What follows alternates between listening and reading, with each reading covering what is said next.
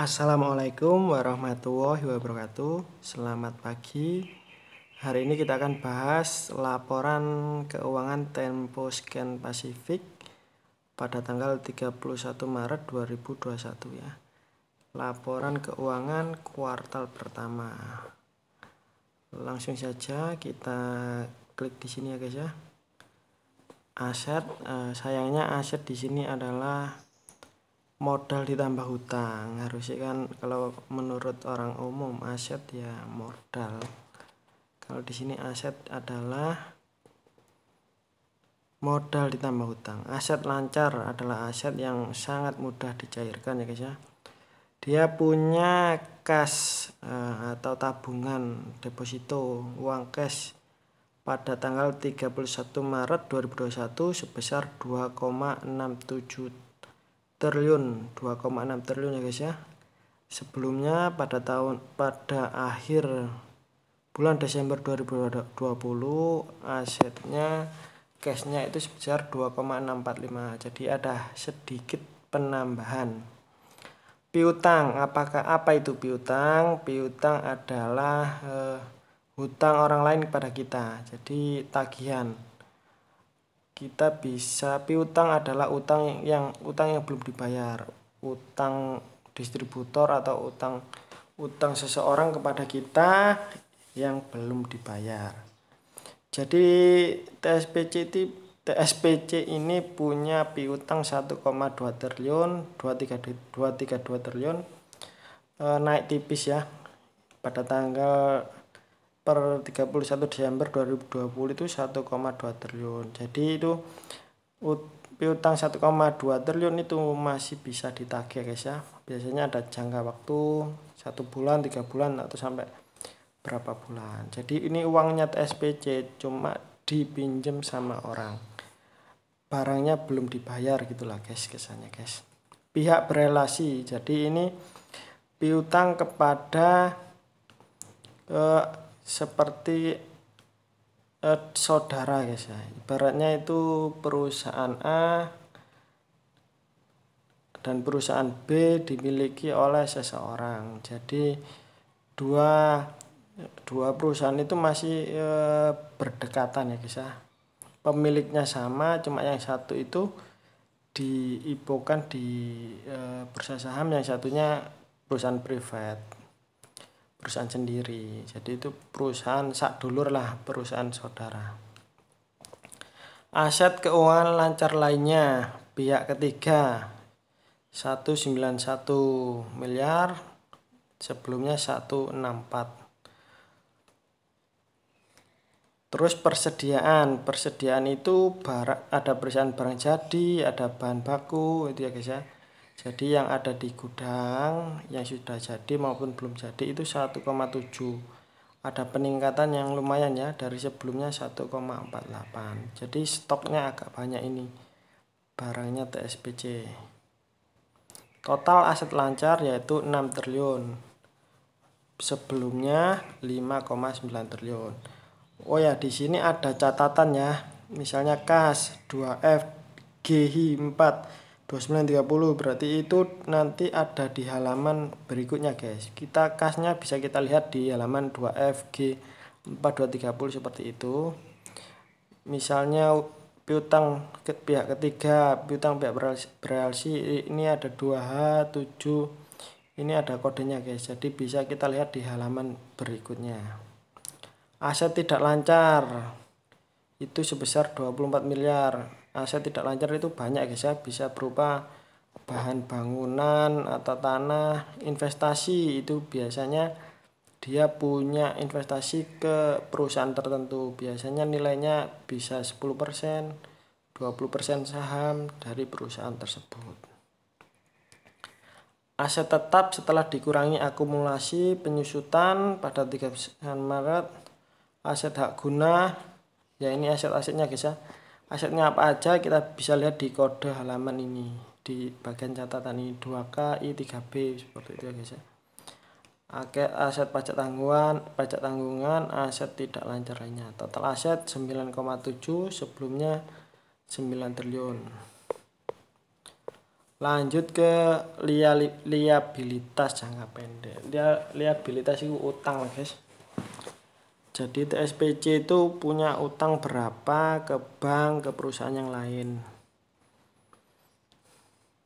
Punya kewajiban utang atau kewajiban barang bahan yang belum dibayar kepada pemasok. Utang bank 336 miliar, sebelumnya 344 miliar, ada sedikit penurunan ya utang banknya.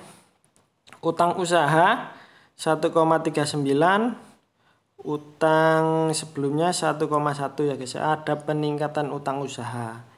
Ini biasanya kalau ada peningkatan utang usaha itu usahanya semakin maju guys. Jadi dia nyetok bahan baku, utang bahan bakunya itu tambah akeh, tambah banyak. Beban akrual itu bisa nanti dilihat di catatan itu, pokoknya ada catatannya guys. Jadi kita lihat bisa to the point ke halaman berapa nanti gitu. Liabilitas utang pajak ya utang pajak, liabilitas impian kerja ya utang kepada karyawan itu pensiun atau apa begitu guys. Lanjut ya guys ya, kita lihat semuanya. Kewajiban utang jangka pendeknya itu sebesar 2,3 triliun. Dari tahun sebelumnya 2 triliun, jadi kenaikan. Yang perlu digarisbawahi di sini adalah utang bank ya guys ya. Jika utang banknya tetap tidak bertambah atau berkurang berarti ya bagus lah. Utang banknya kan juga nggak banyak-banyak, ini 300 miliar. Utang usaha itu juga menarik ini ya, berarti ada peningkatan di sektor usahanya TSPC. Dengan bertambahnya utang usaha berarti kan dia masuk bahan baku lebih banyak.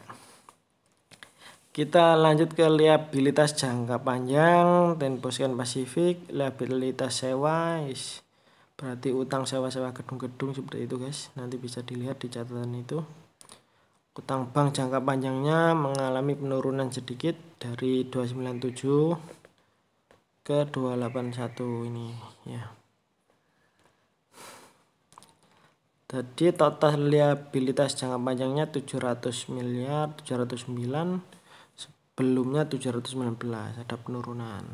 Total kewajiban yang harus dibayar Ten-Posken Pasifik yaitu 3 triliun, dari sebelumnya 2,7 triliun. Peningkatan ini disebabkan oleh peningkatan utang usaha ya guys ya, yang tadi. Oke, kita lanjut. Ekuitas saham, modal saham 225 miliar, lalu tambahan modal di setor itu seperti right issue itu ya guys ya, 335 miliar. Selisih kurs komponen ekuitas lainnya. Saldo laba ditentukan penggunaannya 42 miliar, belum ditentukan penggunaannya 5,6 triliun. Jadi SPC itu punya saldo laba yang gede banget ya guys ya, 5,6 triliun belum ditentukan penggunaannya. Biasanya kan laba misalnya 150 ditahan, 50-nya dibagikan dividen seperti itu guys. Labanya ditahan sampai numpuk ini. Total ekuitas TSPC 6,68, sebelumnya 6,37, ada peningkatan ya guys ya. Jadi ekuitasnya terus nambah. Total liabilitas dan ekuitas itu bisa disebut juga dengan aset itu 9,7, sebelumnya 9,1. Meningkat 600 miliar. Oke, kita lanjut ke penjualan. Ini menarik ya guys ya. Penjualan TSPC kali ini adalah penjualan Corona full bulan 1 2 3 2,74 triliun ya guys ya. Dari sebelumnya 2765, itu bulan 31 Maret. Tahun kemarin itu kan bulan Maretnya Corona. Jadi bulan 1 2-nya full kayak biasa. Jadi ini walaupun terlihat turun sedikit, ini sebenarnya meningkat ya kalau dilihat dari situasinya yang berbeda. Beban pokok penjualan 1,7 triliun, terus yang sebelumnya itu 1,782, mengalami penurunan. Kemungkinan karena kan corona kan semuanya online, biaya pelatihan semuanya online jadi lebih murah.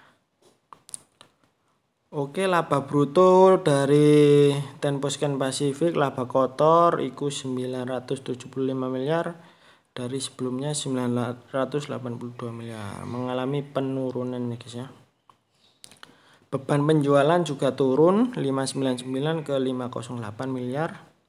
Beban umum administrasi juga turun 135 jadi 129. Semua beban turun ya guys ya. Penghasilan operasi lain juga turun jadi 131 menjadi 51 miliar. Laba usaha 388 miliar, ada kenaikan daripada 378 di tahun kemarin. Artinya apa? Artinya efisiensinya TSBC sangat bagus. Dengan penurunan sedikit pendapatan bisa meningkatkan laba usaha. Penghasilan keuangannya 16 miliar turun ya guys ya. Mungkin karena rate deposito sekarang yang 3%, jadi ya dulunya mungkin 5% jadi ya turun. 16 miliar dulunya 26 miliar. Ini sebenarnya kita kalau kita ngomongin detailnya ini enggak mari-mari ya guys ya. Langsung kita ke poin-poin yang penting saja guys ya. Laba neto berjalan 312 miliar, mengalami kenaikan daripada 307 miliar. Total laba SPC yang perlu diperhatikan yang ini guys ya. Penghasilan itu periode berjalan yang didapat diatribusikan kepada pemilik induk, yaitu 286 miliar dari sebelumnya 284, sehingga menaikkan laba per saham TSPC dari 64 dari sebelumnya 63, naik sedikit tipis. Lanjut, yang tidak kalah penting lagi adalah arus kas ya guys ya. Arus kas dari aktivitas operasi, peningkatan kas dari pelanggan ini naik besar banget. Dari sebelumnya 2,7 triliun jadi 3 triliun ya guys ya. Pembayaran kepada pemasok juga meningkat dari 2,2 menjadi 2,4 triliun. Pembayaran kas kepada karyawan mengalami penurunan 235 ke 229.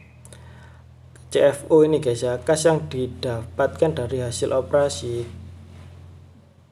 cash from operation itu mengalami kenaikan 50 miliar. Penerimaan bunga turun dari 25 ke 16. Jadi kas di total yang diperoleh dari aktivitas operasi itu 178 miliar, dari sebelumnya 139 miliar. Penambahan investasi jangka pendek 3 miliar. Kas neto untuk investasi itu mengalami kenaikan ya guys ya. Ada pembelian aset tetap yang naik dari 107 menjadi 153. Kas neto yang digunakan untuk aktivitas investasi 149, besar sekali guys ya, naik sekitar 50 miliar dari 105 miliar. Oke, lanjut aktivitas dari pendanaan. TSBC menerima utang, penerimaan utang jangka pendek 1,03 triliun, turun dari 1,457. Pembayaran utang 1042, dari sebelumnya 1072. Di sini TSPC lebih banyak membayar utangnya guys ya. Menerima 1003, bayar utang 1042. Oke, dan lain-lain. Langsung saja pengaruh kas neto yang digunakan untuk pendanaan itu minus 25 miliar. Kenaikan kas atau setara kas 30 miliar. Jadi kasnya sebelumnya 2,254 menjadi 2,676 triliun. Oke, untuk yang laporan ini langsung kita skip ya guys ya. Ini penjelasannya. Kita skip ke sini guys. Nanti banyak catatan-catatan kecil yang penting perlu dipahami, jangan sampai lolos ya guys ya. Ini kita lanjut ke nomor 4 ini. Ini kas TSPC ada di bank mana saja, seperti ini guys. Ada di bank luar negeri juga. Ini deposito, kalau deposito terbesarnya ada di Bank BTN, Bank Danamon. depositonya guys, ini guys. Nah, ini piutang usaha ya, bisa kita lihat piutang usaha pelanggan dalam negeri yang piutangi 1,2 triliun, sebelumnya 1,1, berarti ada peningkatan ya guys ya. Ini bagus selama piutangnya lancar, selama orang yang bayar utangnya lancar. Kalau yang bayar utangnya macet, jadi ya utang piutang macet guys, gak dibayar-bayar utangnya. Ada dari pihak berelasi juga ada. Untuk catatan ini kadang penting kita baca guys ya. Berdasarkan hasil penelaah keadaan akun piutang masing-masing pelanggan pada akhir tahun, manajemen berpendapat bahwa penyisian penurunan piutang cukup. Ini piutang yang sudah jatuh tempo saat itu 96 miliar dari sebelumnya 109. Yang lebih dari 90 hari 6190 ini rawan gagal bayar guys ya. Cuma sudah turun, yang terakhir itu 25 jadi 19. Total piutangnya ini 1,27 triliun. Jadi jika ada peningkatan lebih dari 90 hari piutangnya, itu berarti rawan utang macet ya guys ya. Wonge bulet gak bayar-bayar. Piutang usaha pada tanggal 31 Maret seperti ini guys ya, seperti tadi totalnya 1,27. Ini aset keuangan lancar, investasi jangka pendek, piutang non usaha pihak ketiga. Ya, ini investasi jangka pendek, bisa kita lihat keterangannya di sini ya guys ya. Merupakan investasi berupa obligasi korporasi IDAA. Jadi dia ini beli obligasi ya guys ya. Kuponnya 65 sampai 8,6%. Labanya 1 miliar dari obligasi tersebut. Ini bisa dibaca ya, catatan kecil-kecil seperti ini guys ya.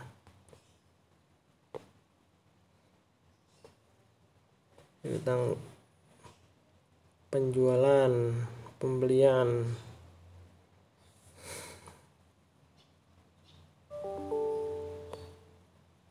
Ini aset saldo dari akun-akun pihak berelasi, yaitu antar anak usaha atau anak usaha beda anak.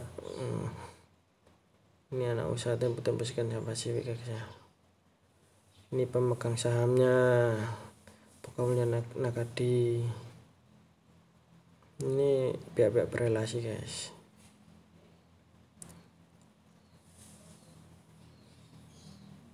Ini gaji kesejahteraan 6,4 miliar, berarti ada kenaikan ya, kenaikan sekitar 0,500 juta lah, 64 dari 59. Oke, lanjut yang penting yang lainnya guys ya.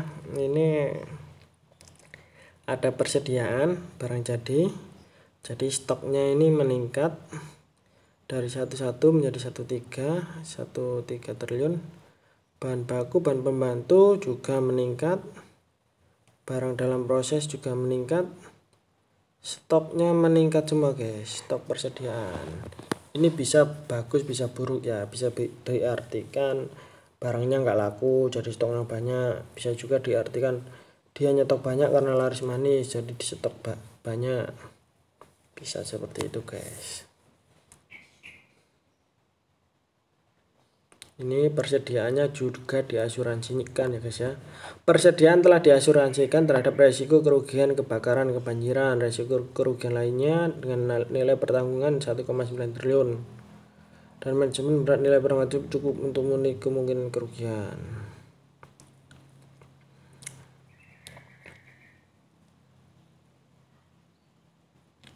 Ini aset keuangan tidak lancar ya. Penyewaan gedung. Ini perusahaan asosiasi ya guys ya. Tempo memiliki beberapa persen dari perusahaan tersebut, 50%, 20%, 20%.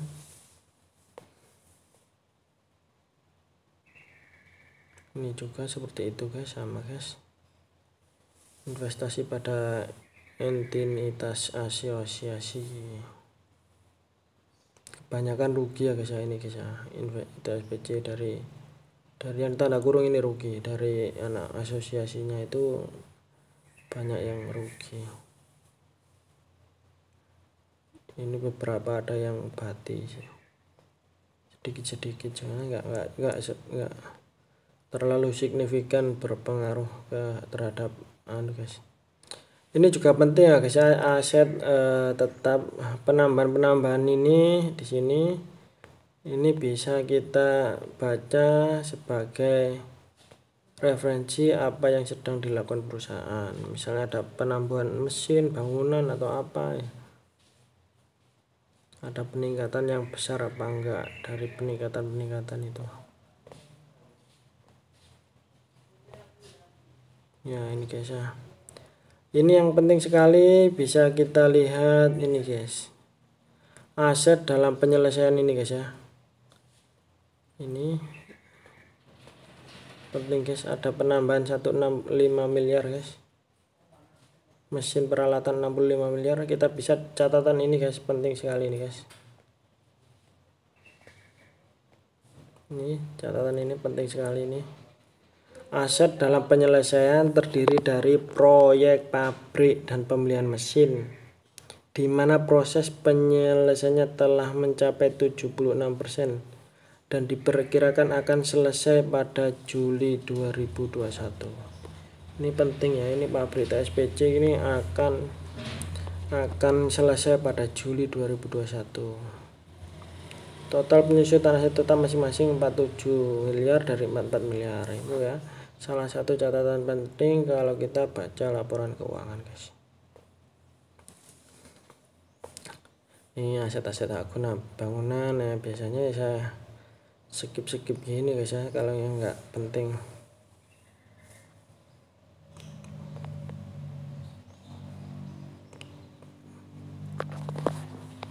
Ini guys, langsung saja kita ke utang bank.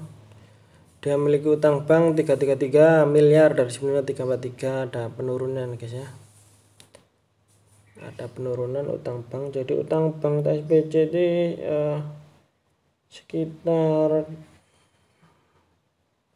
sekitar 600 miliar guys ya. Sekitar 600 miliar. Ini ditambah ini guys.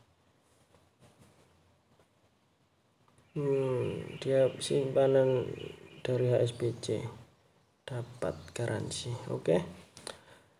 Kita lihat juga ada yang menarik ya guys ya, dengan pabrik yang selesai tadi itu, dengan dari sini kita melihat bahwa itu adalah pabrik susu bubuk.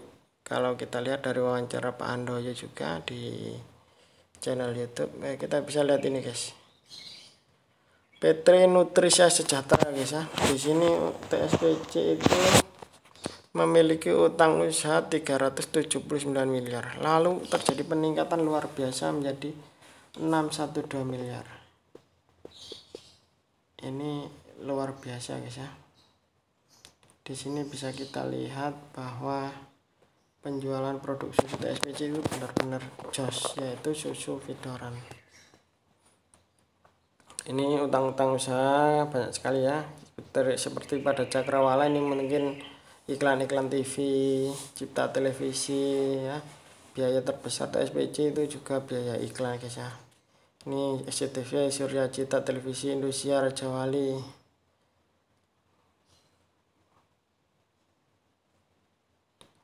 Ada utang pada Unilever juga ya guys ya. Ini utang usaha pihak ketiga. Jatuh tempo, yang jatuh tempo cuma dikit guys, 57 miliar, 9 miliar. Yang belum jatuh tempo 1,3 triliun. Ini beban akrual guys, beban pengangkutan gaji turun bebannya ya. Ini liabilitas, ini uang pensiun, PHK karyawan gitu guys ya. Pajak guys, biasanya kita skip.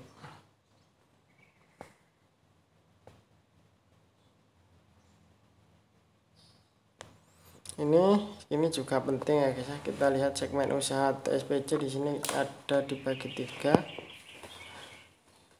yaitu farmasi, produk konsumen, dan jasa distribusi. Pendapatan dari farmasi 800 miliar. Ini juga kosmetik juga 800 miliar. Distribusi 1 triliun, totalnya 2,7 triliun. Labanya terbesar disumbang dari konsumen dan kosmetika konsumer. Itu 477 miliar laba brutonya. Lalu farmasi dilanjut ke jasa distribusi, ini marginnya paling kecil.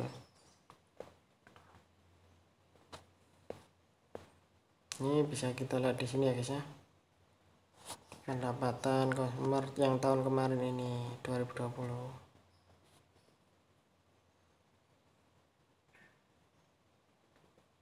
Oke, ini kita lihat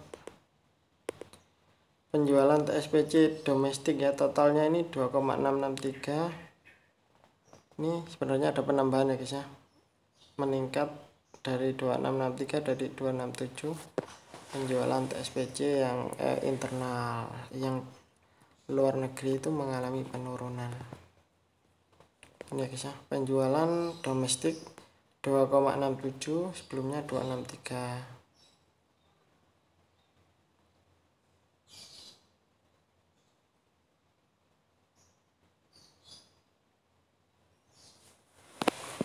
Ini kita lanjutkan guys. Di sini kita lihat beban pokok TSPC ya guys ya. Bahan bakunya itu meningkat 600 menjadi 700 miliar. Upah buruh juga meningkat, fabrikasi juga meningkat. Beban produksinya meningkat 700 menjadi 897, meningkat pesat ya guys ya. Persediaan barang dalam proses, persediaan barang jadi ini lengkap ya. Beban pokok penjualan 1,7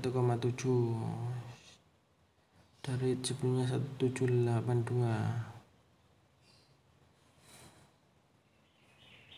Ya, ini juga catatan penting ya guys ya. Selama periode berakhir 31 Maret 2021, jumlah pembelian selama 3 bulan melebihi 10% dari penjualan itu konsolidasi itu dari PT Nutrisa Indonesia Sejahtera, yaitu masing-masing senilai 974 dan 799 miliar. Banyak banget pembelian kepada PT Nutrisa ya guys ya. Itu pabrik susu bubuk SPC guys ya. Oke, kita lanjut beban usaha guys. Iklan promosi turun tajam dari 350 miliar jadi 292. Gaji karyawan turun, angkut-angkutan turun. Ya, totalnya juga jadinya turun guys. Oke, seperti itu guys ya, beban umum administrasi gaji. Kita baca yang catatan penting saja guys.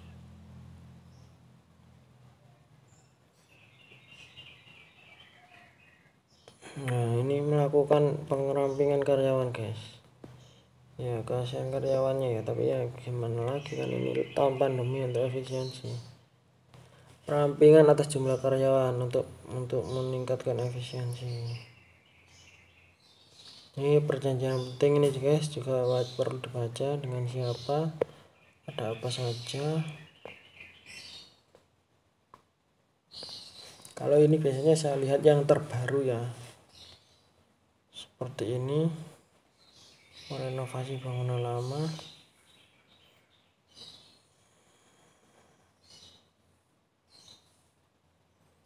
Ini memiliki aset moneter dalam mata uang lain guys.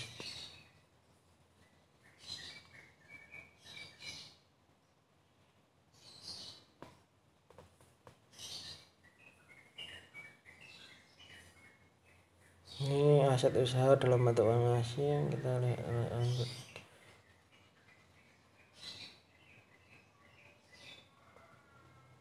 kita skip saja guys. Ini nilai wajar instrumen keuangan aset ya guys ya. Ini piutang, ini uangnya kurang balik. Kalau di total aset keuangan TSBC itu 4 triliun ya, termasuk kas dan piutang dan aset keuangan lancar lainnya. Naik 100 miliar. Liabilitasnya juga naik karena utang usaha tadi kepada PT Nutrisi ya guys ya. Ini juga perlu dibaca guys ya. Manajemen risiko dari keuangan, apakah ada risiko-risiko yang penting ya guys ya. Ini gearing rasio, ini kesehatan keuangan TSBC ya. Pinjaman 650 miliar guys, pinjaman dia. Punya kas 26 triliun dikurangi jadi tinggal 2 triliun. Ekuitas 68%, jadi uangnya itu 30% dari asetnya, dari ekuitasnya.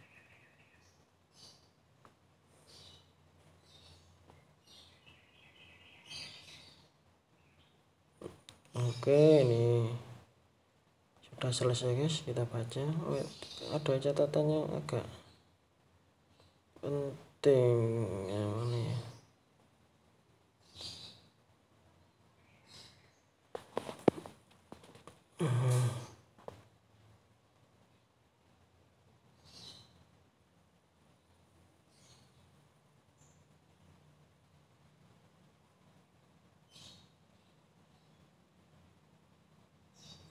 Iya ini guys, liabilitas kontingensi nih guys. Salah satu anak entitas perusahaan sedang berperkara dengan salah satu prinsipalnya di Singapura Internasional. Perkara tersebut sampai saat ini dalam proses siap, belum ada keputusan. Ini juga penting guys, ada masalah di salah satu lini usaha Tempuscan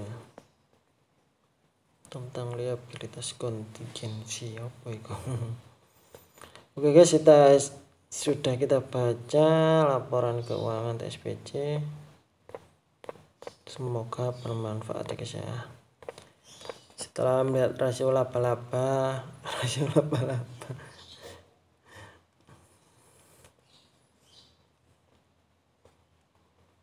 penjualan stabil, laba ya stabil lah,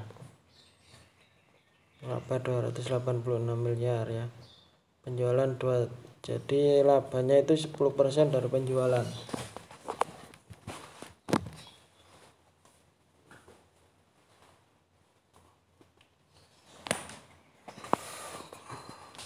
Oke, sekian dulu, terima kasih. Wassalamualaikum warahmatullahi wabarakatuh.